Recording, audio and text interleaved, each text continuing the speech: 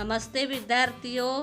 आज हम हिंदी बाल भारती में घटक 12 जादुई अंगूठी इस पाठ का अध्ययन करने वाले हैं। जादुई अंगूठी।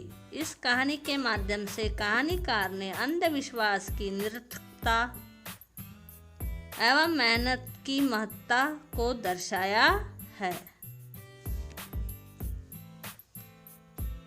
भारतीय समाज की जब बात की जाती है तो यह सामने आता है कि यहाँ अनेक ऐसे अंधविश्वास दिखाई देते हैं जिनके कारण भारतीयों को व्यक्तिगत और सामाजिक स्तर पर अनेक कठिनाइयों का सामना करना पड़ता है।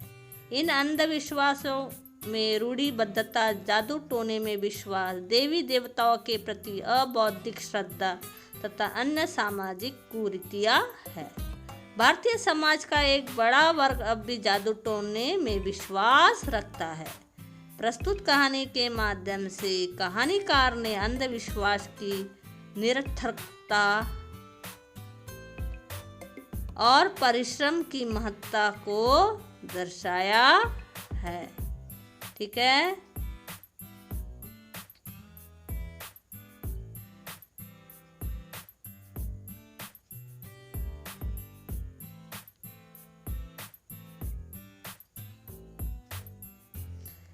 चंदन एक खिलाड़ी और मस्त मौला किस्म का लड़का था। पूरे दिन सतरंगी तितलियों के पीछे पीछे भागता रहता। कभी किसी बाग में चोरी से घुस जाता और रखवाले की आग बचाकर फल चुरा कर लाता।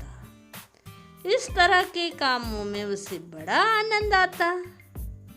पिताजी उसे पढ़ने के लिए कह कर थक जाते, पर उसके कान पर जूं नहीं रेंगती। उसका दिमाग नित नई शैतानी करने के तरीके सोचता रहता। पढ़ाई में उसका मन बिल्कुल नहीं लगता था। स्कूल में रोज उसे डांट सुननी पड़ती। उसी की कक्षा में शेखर भी पढ़ता था। वह एक तेज मेधावी छात्र था। सभी अध्यापक अध्यापिकाएं उसकी प्रशंसा करते थे। ठीक है। यहाँ पर एक चंदन नाम का एक लड़का है जो खिलाड़ी है, अर्थात उसे खेल प्रिय लगते हैं। मस्त मौला किस्म का यह लड़का है। इसे क्या करना अच्छा लगता है? दिन भर सतरंगी तितलियों के पीछे पीछे भागना। ठीक है। कभी किसी बाग में चोरी से घुस जाना और रखवालों की आग बचाकर फल चुरा लाना। इस तरह के कामों में उसे बड़ा मजा आता था। पिताजी उसे पढ़ने के लिए कह कर थक जाते थे। उसके दिमाग में नित नई शैतानी के तरीके चलते रहते थे। शेखर सदैव बाएं हाथ की अंगुली में एक लाल नग वाली अंगूठी पहने रहता था। चंदन के दिल में यह विश्वास बैठ गया था कि वह कोई जादुई अंगूठी है जिसके कारण शेखर सदैव पढ़ाई में आगे रहता है। चंदन दिन रात यही मंसूबे बनाता कि किसी तरह उसे भी कोई ऐसी ही जादुई अंगूठी मिल जाए तो वह शेखर को हर चीज में पिछाड़ दे। स्कूल की फुटबॉल टीम का चयन होने वाला था। फुटबॉल चंदन का प्रिय खेल था, अतः उसकी चिंता बढ़ती जा रही थी। अंत में उसने शेखर से यह पता लगाने का फैसला किया कि उसे वह जादुई अंगूठी कहाँ से मिली। अगले ही दिन चंदन शेखर के पास जाकर बहुत प्यार से बोला, शेखर, तुम्हें यह जादुई अंगूठी कहाँ से मिली? मुझे बताओ जरा।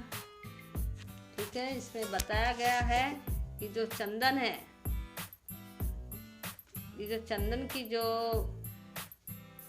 बुराई घर में, शाला में, हर क्षेत्र में हो रही थी, जबकि शेखर की जो शाला में बहुत प्रोत्साहन, मान सम्मान उसे मिल रहा था, तो उसे बड़ा ही खराब लगता है।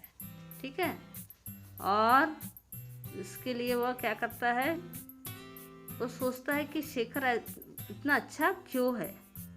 ठीक है, उसका वो कारण ढूंढता है और फिर उसको मिलती है जादुई अंगूठी। शेखर हंसता हुआ बोला, अरे यह साधारण अंगूठी है, जादुई अंगूठी तो बस किस्से कहानियों में होती है, तुम किस चक्कर में पड़े हो? शेखर के बहुत समझाने पर भी चंदन को विश्वास नहीं हुआ। उसे लगा शेखर उसे बताना नहीं चाहता। उन दोनों की बातें पास खड़ा पवन ध्यान से सुन रहा था। उसे चंदन को मूर्ख बनाने का अच्छा मौका मिला। चंदन उसे कई बार परेशान कर चुका था। वह पास आकर बोला, चंदन, मैं एक बाबा जी को जानता हूँ, तुम चाहो तो मैं तुम्हें उनसे मिलवा सकता हूँ। देखा भी आपने, यानी चंदन की जो बेवकूफ़ी वाली बातें हैं वो अन्य दूसरा विद्यार्थी अर्थात पवन सुन लेता है और उससे गोल घुमाने के लिए डॉक्टर का नाम लेके कहता है कि मैं क्या करूँगा, उनसे मिलवा दूंगा। देखा आपने,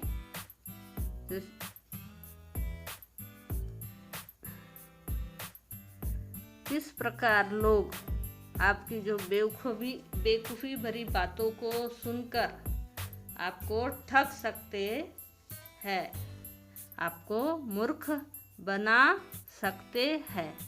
इसलिए हमें पढ़ा लिखा होना आवश्यक है। की आंखें खुशी से चमक उठी, परंतु शेखर ने पूछा, अगर तुम जानते हो तो तुमने अपने लिए क्यों नहीं खरीदी जादुई अंगूठी? पवन जल्दी से बोला, वह अंगूठी महंगी है, मेरे पास इतने पैसे नहीं है। अगर चंदन के पास है तो उसे लेने दो, तुम्हें क्या परेशानी? शेखर के लाख समझाने पर भी चंदन पवन के साथ चल दिया और घर जाकर अपने गुल्लक के सारे पैसे निकाल लिया। पूरे 100 रुपए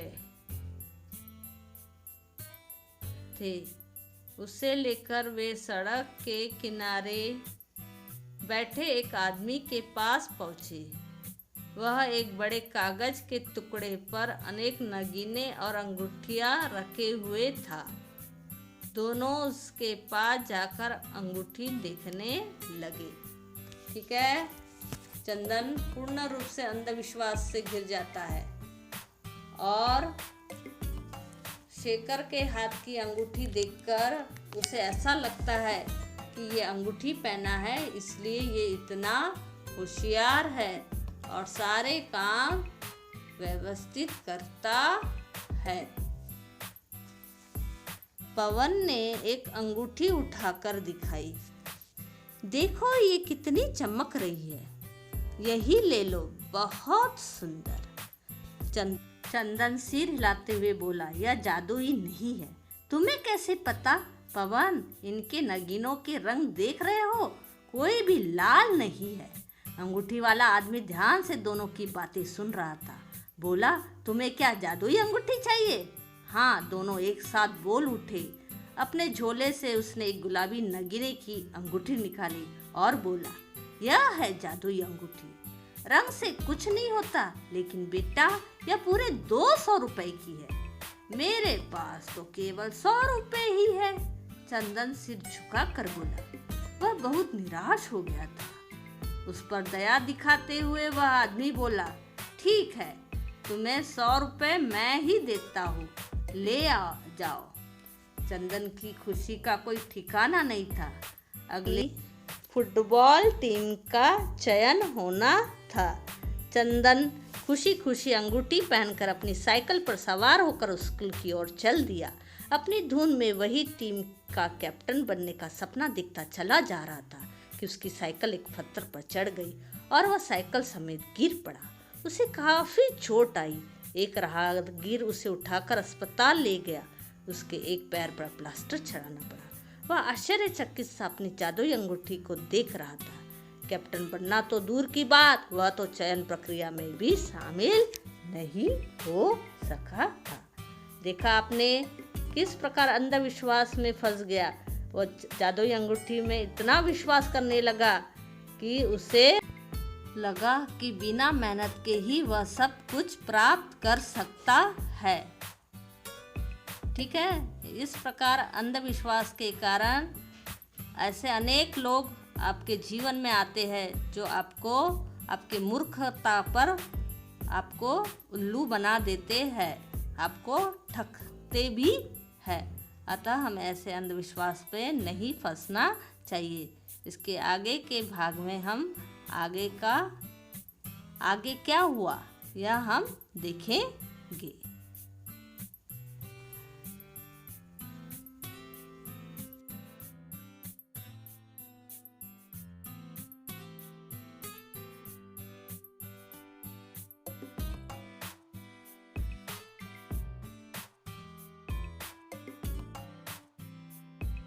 धन्यवाद।